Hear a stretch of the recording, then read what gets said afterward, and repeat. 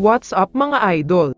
Ginebra Super Team lineup sa All-Filipino Conference.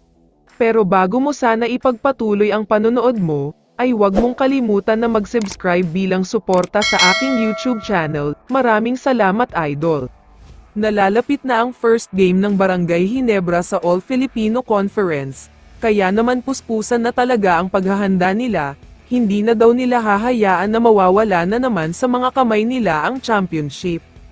Alam naman kasi nating lahat na napakadami nilang chance last finals para mag-champion, pero hinayaan nilang mawala ang chance na ito kaya nakuha pa ng TNT, pero hindi na daw mangyayari yan ngayong All-Filipino Conference.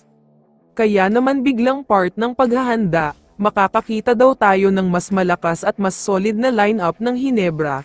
Pwede na nga nating tawagin na super team dahil grabing lakas talaga ang lineup nila this conference.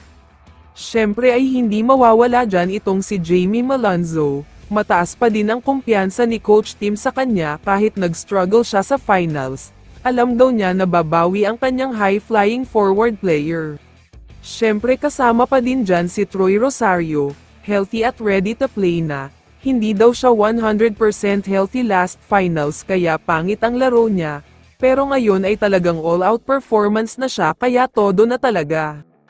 Hindi din naman mawawala sa listahan ang kanilang MVP na si Scottie Thompson, latest member ng 50 Greatest Club, kaya siguradong sobrang inspired siya maglaro dahil gusto niyang patunayan na deserving siya sa award.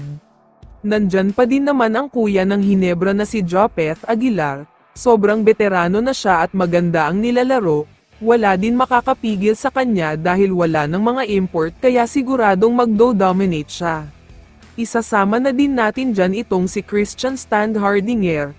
Trending kasi ang mga balita na nagsasabing nalalapit na daw ang pag-trade sa kanya ng Terra Firma sa Ginebra. Approval na lang ni Kume ang hinihintay nila. Syempre kasama na din dyan ang reigning best player of the conference na si Arvin Tolentino. Sobrang interesado daw talaga si Coach Tim na kunin siya, dahil grabe na ang improvement niya at sobrang mahusay na talaga ngayon. At syempre, last but not the least ay ang hinihintay na comeback ng lahat para kay Greg Slaughter. Nagkakaroon na daw ng pag-uusap ang Ginebra at kampo ni Greg, kaya mukhang mapapasama na talaga siya sa lineup. Kaya naman kung ikaw ang tatanungin idol, ano ang masasabi mo sa napakalakas na lineup ng Ginebra? I-comment mo naman ang sagot mo sa tanong na ito. So dito na nagtatapos ang video na ito. Maraming salamat sa pagsuporta at panonood mga idol. Ingat at bye-bye.